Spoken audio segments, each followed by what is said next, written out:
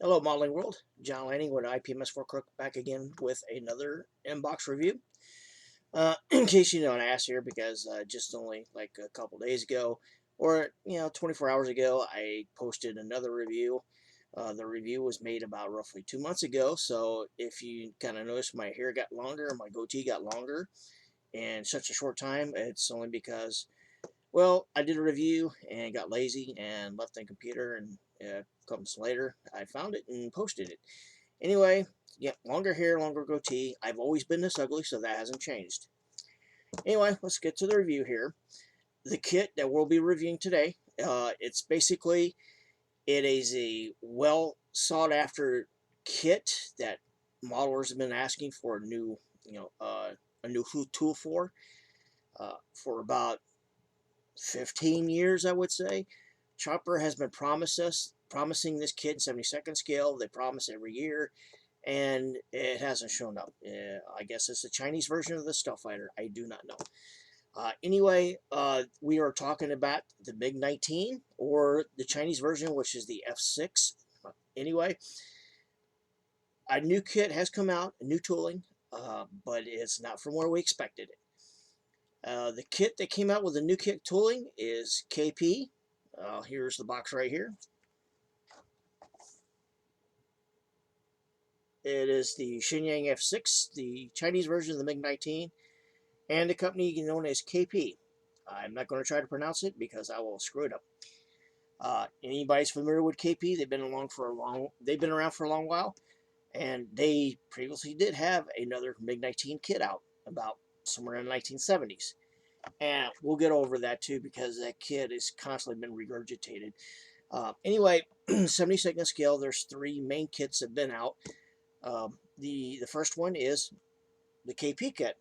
The old KP kit that came out in the 1970s, raised panel lines, not much detail, accurate in shape, but it was a pain to build because a lot of fitting going on with that kit. That kit has materialized numerous times over the years. It has been reboxed just recently by another company, and I will show you that shortly because we're going to do a bit of a comparison between the old mold, which has been revised, and the new mold, which is brand new. The other kit that's been out that's kind of hard to find now is the old Heller kit. As I said, that's been out since the late 70s, early 80s. Of course, Heller, they're not as big as they used to be. I understand that they have reincorporated. They are making models again, but it's mostly focused in Europe. There's not a lot of new Heller kits coming out anywhere else. And of course, the third one is the kit made by Bielik out in Eastern Europe. Uh, but the thing with that kit is it is not the standard MiG-19S kit. It's some of the other versions of the MiG-19, the PF version, the versions with the Rudolph nose uh, over the intakes for the radar because the version carried a small radar for interception. That kit is kind of hard to find as well, but it's still around. If you look very hard enough, you might be able to find one. It might cost you a little bit of coin, but then again, now KP has come back around with a new kit. Now, as I stated, they have an old version and they have a new version. The old version has just recently been reboxed by a company known as Mr. Craft, which is in the Czech Republic. This is their boxing, at least probably one or two of them. This is their boxing. So, and then I do have the kit here. Um, Before we go through that, let's go with the history of the MiG-19.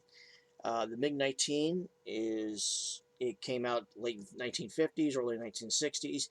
It is the first supersonic interceptor that can fly Mach 2 in level flight for the Soviet Union. Uh, it has been uh, it has been operating with Soviet Union. It was pretty much most of the Warsaw Pact countries operated MiG-19s. The Chinese were building the MiG-19s under the Shenyang F-6. They were very popular in Southeast Asia and Africa. The only operator in North and South America is Cuba, which operated the MiG-19 version. Anyway, Pakistan used them in the 1965-1971 wars. The Egyptians and Assyrians used them against Israel in 1967 and 1973. And I do believe currently there's none operational. Several countries in South and Africa also operated the type. They didn't last very long because of the Spears situation and the inability to keep such high-tech aircraft flying. Anyway, also a bit of trivia here. During the shoot down of Gary Powers in 1961, I should say, one other aircraft was shot down by the Russian Air Forces. It was a MiG-19 that was sent to intercept Gary Powers when it was actually shot down by an SA-2 surface-to-air missile. A little bit of trivia for you. And that was about the same time that Gary Powers was brought down also by an SA-2 missile. Anyway, this is the old mold kit. This used to be the old KP kit. It's been reboxed. This version right here and previous versions I'll show you. There's another boxing of it that came out a couple years ago from another company. I'll show you that shortly. This is the old mold. Now, once I show you this, a lot of guys who've been around in the 1970s that dealt with the KP kit, stuff like that, they're going to do this.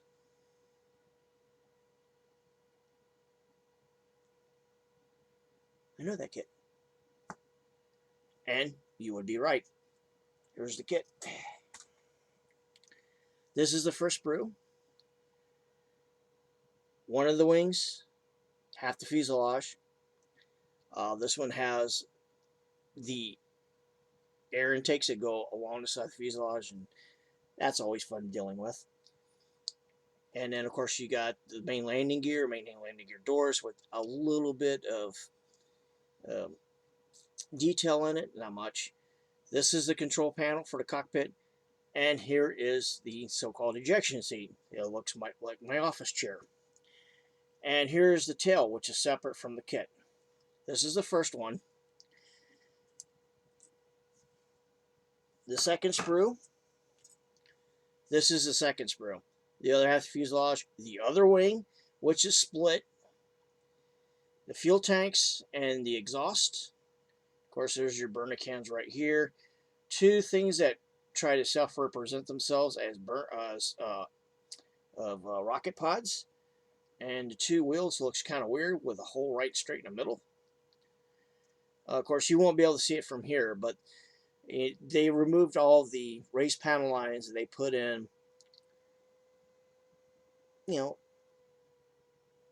fine, I would say fine. Yeah, fine recessed panel lines in it. Not a whole lot. It doesn't have a whole lot of rivet detail or anything like that. It's all represented by panel lines. That's the second sprue for the kit. This is the clear part. The canopy, which is completely closed. And then you have, I believe that's probably a landing light. And then you have something that's supposed to represent the HUD. That's this kit. And those are the three sprues for this kit here. Here's the instruction sheet for the Mr. Craft kit. It's black and white in the front. Standard fold out instructions. Mostly black and white, some shading. Try to help you with construction. And here are the 4 decal options available in this kit. I don't understand why. For this kit right here, on the top here, I'll say along the side, it might be easier to see it from the side there. You see it's got decals for Egypt, Pakistan, Albania, and then it says for certain markets, they have Vietnam and China. I don't know why they do that. Supposedly for some kits they have Vietnamese markings. This kit I do have them. Other kits apparently have Chinese markings. Maybe ship some over to Asia for that particular point. Anyway, here are the decal sheets. This is the first one. Pakistan, South Vietnamese, some of the Egyptian markings. And here's the second sheet. Albanian, Egyptian. The decals look pretty decent in registration. They don't seem to be off too much.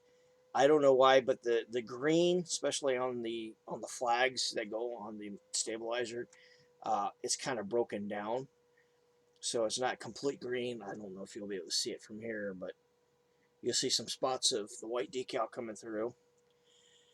There is no stenciling for this kit. It is all straight decals for the fuselage. There are no decals for the cockpit, so you'd have to build it up, or you'd have to find decals from another source. That's the original kit. In the newest reiteration. And of course, another company came out with it is a company called Plastic in Poland, and this is their kit too. Now, the sprues are basically, they're exactly the same sprues that are in this kit as well. They do have recessed panel lines. So, but of course the markings are a little bit different. They have one for Pakistani and Chinese F-6s. But it's basically the same kit. Only difference is they come up with a little vial of glue, which you probably won't use. So that's the other reiteration of the same kit, of the old kit from KP back in the 1970s. This is the new kit. Okay, the new kit comes with 2 gray sprues and 1 clear sprue with 1 part on it. Let me show you. This is the first sprue. See the 2 fuselages, some interior detail for the cockpit. That's not much. The intake, in which in the original kit was blocked off, this one is clear. Half of the rocket pods, which are right here, but they also come with these. Now, depending on the version you build, whether it be a MiG-19 version or the F-6 version, the MiG-19 carried AA-2 Atoll missiles. The Chinese version carried PL-2 missiles. However, if you're going to go with the Pakistani version, some of them did carry AIM-9 sidewinders, and you can make these into AIM-9Bs. It's not too hard to do it. Mostly it's different paint schemes. This is the control panel. As you notice, there is no detail, and I'll show you later. There are decals for it. This is the second sprue. Now, the breakdown of the kit, with some exceptions, is basically the same as the old kit here. So you got your wing halves right here, but the wing halves are on the same sprue. Your wing fences are right here. They're molded on the original kit. Here they are separate. You have much more defined and better pylons for the weapons, the air-to-air missiles, the wheels, which are an improvement. There's cockpit floor, the rear bulkhead for the cockpit. If you flip it over, a bit more detail inside the landing gear doors. There's your exhaust right there. That's the second sprue, and of course, again, you're going to have a battle with the carpet monster, because those are your intakes right there that go on the outside of the fuselage. And of course, the MiG-19 had a whole bunch of them everywhere. Instead of molding it on the fuselage, they molded them separately. So you and HMS Tweezers are going to have a epic battle with the carpet monster, because eventually, with the luck a lot of us have, one of them's going to go think, and we'll be looking all over the bloody place looking for the part. Or eventually we're going to say screw it and leave it alone. Either way. Here's the ejection seat. Remember, the original one, it looked like something you find in an antique shop for your desk. This is the ejection seat for the new kit. A little bit better, although it is narrow as hell. Apparently you have to lose weight to fly this aircraft. Or, when you go to Disneyland and you got those little signs there, it says you have to be above 5 feet tall to ride this. In this case, you have to be under 5 feet tall to fly this plane, apparently, because this is a weird-looking ejection seat. Better representation than in the old kit. Anyway, that got loose off the sprue. And then here is the canopy. As I said, one clear part. That's it, nothing else. It is not openable unless you cut it open. It It's about the same thickness as any other model kit canopy. So if you want to spruce it up, it's better that you look for, vacuum form, because this is pretty thick. Anyway, those are the two sprues. Next up, we're going to have the instruction sheet, which the front cover is full color. However, the actual building instructions are in multicolored, but not completely colored. So you got your shading in certain locations, but the breakdown is almost just as close as the old kit. The only difference is you got better parts. And then this is the back right here, where of course it shows you where you can mount your PL2/AA2/AIM-9B and anything else you want to carry that is in the kit. That's the instructions for that right here. Here are the decals. Now let me show you the back of the box is where you're going to have your collar callouts and your decals placement, which is right here. Two versions of a regular aircraft of the Pakistani Air Force, and then you have an anniversary scheme of the Pakistani Air Force, and then you have a Bangladeshi aircraft. This is going to be your painting deal. The color callouts, I do believe they're in Humbrol, yep, and in Agama, which I believe is probably out in Europe. I have not seen an Agama paint line around here anyway. But if you have a crossover chart, you might be able to convert from Humbrol to whatever you're using.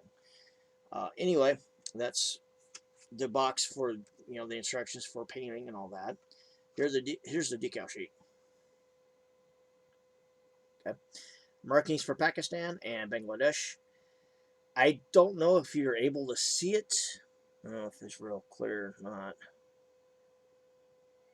Probably not. Anyway, if you really got a good eye, you'll notice that on the Bangladeshi national insignia and flags there is a little bit of white showing in certain areas on the decal sheet. So in the case of the red bulbs on there, it's slightly out of register. The Pakistani markings look okay. They'll look fine. Also on the decal sheet, you have decals for control panel and the cockpit, and you got your belts for the ejection seat. That's the decal sheet. So that's the kit, and in a nutshell, we're going to do a little bit of something here. We're going to do a little bit of a fit test. The reason why I want to do this is because of the fact that if you take a look on the fuselage, it's the same thing when the wings and all the other parts there. There are no guide pins, there are no guide holes, so you have to manually align everything. I think part of the exception would be with the fuselage because of the fact that they molded the stabilizer to the fuselage here. There's a groove right here to where you can fit the second half of the fuselage. So what we're going to see is if these fuselages will actually fit without having to do a lot of extra bending and pushing and shoving. We're going to see if they align correctly, or if you might have to do a little bit of extra work and possibly whip out the filler.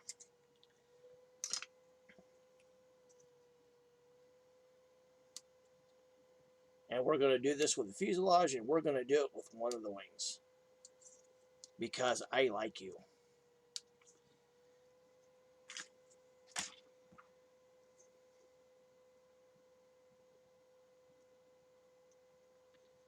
This might take a little bit here because I'm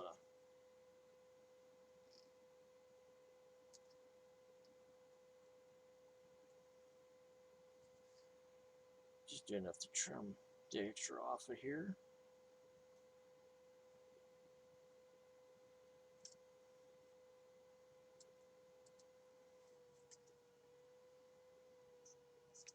I will whip out the sandpaper on this later on to finish getting the nubs off of here.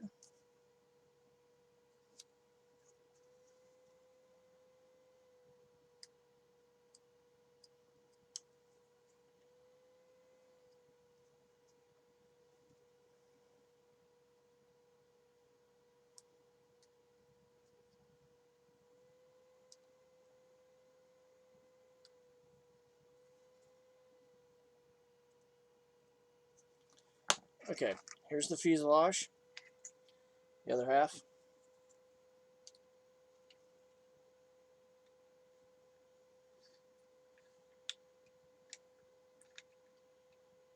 Okay. All right, we have them together. It's not too bad. Uh, the stabilizer and the spine here does help with a little bit of alignment toward the back end of the aircraft. Uh, but you might have to start working from the back all the way to the front here to make sure everything is aligned.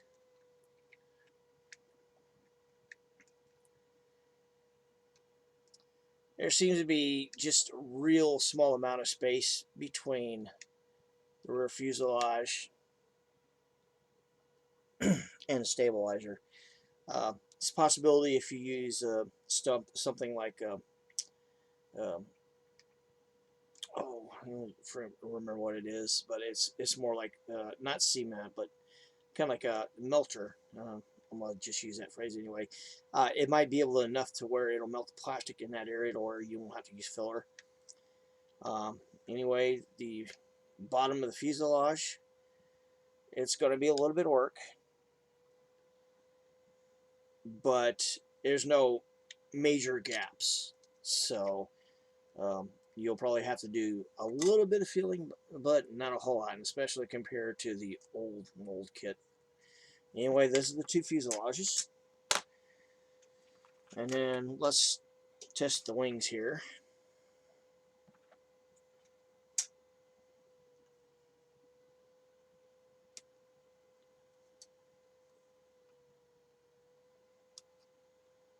I'm just going to do one set of wings.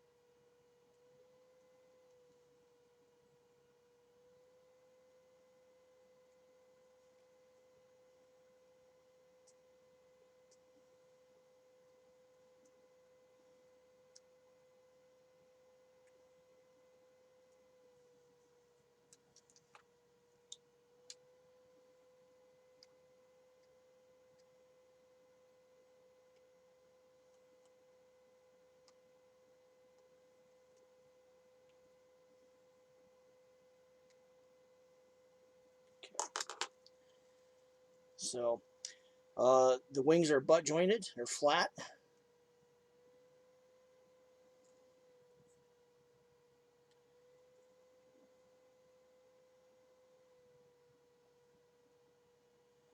Okay, pretty much well lined up. Of course, you'll have to.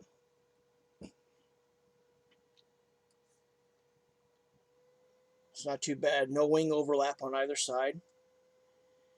Of course, you're going to have to use some clamps to keep it fit. But it doesn't, with some of the older kits, it doesn't seem like like the top part of the wing or the bottom part of the wing, it's actually bigger than the other half. So it doesn't look too bad. Of course, you'll have to do some, sanding, maybe a little bit of filling, but it doesn't look to be too bad. Yeah, slight a little bit of overhang on one end, but it's not too much. Something you can handle with the sanding stick. So anyway, that's the wing right there. So there it is with the MiG-19 kit. Now with the new KP line, if you take a look online there, they do have an online store. They do have a bunch of kits there, and you have to be kind of careful now. This is 72nd scale. I do not know what it is in 48. I don't know if they're doing their own molds. But in 72nd scale, there's a combination of where the molds are coming from. They have a line of Soviet aircraft, MiG-23, MiG-27, MiG-21. Those are old RV molds. I won't say too old. They've been around for about 10, 11 years, something like that. They managed to kit the RV molds for these aircraft. The word I had is that supposedly they did their own clear parts for them for the Canopy, and they put in their own decals for them. So that's the Soviet aircraft. Now, then we have the modern aircraft, such as the F-18 Hornet, the JAS-39 Gripen, and a few others. Those are artillery molds. Now, of course, they got the same thing. They got the artillery molds. I don't know if the clear parts are artillery or their own, but of course, they added their own decals. And some of the schemes on the aircraft are actually pretty nice. So if you don't mind getting a artillery mold and you liked what the schemes are on the aircraft, then you can probably just go ahead and jump on one of those. And then they got their own molds that are coming out. Now, they've got a mold for the SF-260 turboprop trainer. I got a hold of one of those. In my opinion, they're a little bit blocky. They're not as well detailed as the special hobby kit, which came out with the 260 just not too long ago. It's kind of blocky. Some of the panel lines seem to be a little bit heavy, but and not as well detailed. But if you're looking for an SF-260 and you put together rather quickly, then go for it. And then of course, there's this. They got the Robinson R-22 helicopter. I believe it's one of their own molds. And then you got the F-6. Now, the F-6 has been rekitted by them already 3 times. You saw the first box here. There's a second F-6C box as well with different markings. And then there's the F-6A. So, what do I think about this new kit? Well, let's put it this way. It's not the Trumpeter kit that everybody was hoping for and waiting for. However, it is a big improvement over some of the older kits that are out there right now. The detail is fine and engraved. It's not very bad. It's not very heavy. Maybe except on, the wings where you got your elevators and stuff like that. But then again, that's normal. It'll need another cockpit. It needs a new cockpit, that's for sure.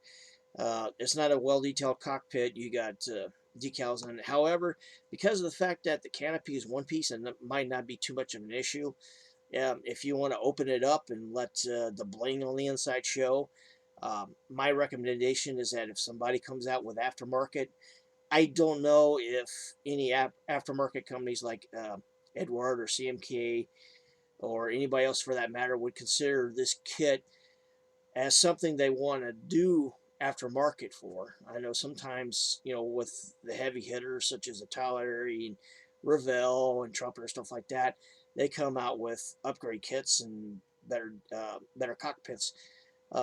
This is, limited edition, limited release kit. Whether they come out with something or not, it would be up to them. However, if you plan on building it without opening the canopy, it probably won't be too much of an issue. If you want to show the cockpit, then you might want to look for something to put in there other than what's in the kit. I would say if you're really looking for a new MiG-19 kit and you don't mind doing a little bit extra work, it's a pretty decent kit. It's pretty good. Looks nice in the box. As I stated, some of the parts, they don't seem to be having issues with alignment. It might be a little bit extra work, but it's better than what was previously out there.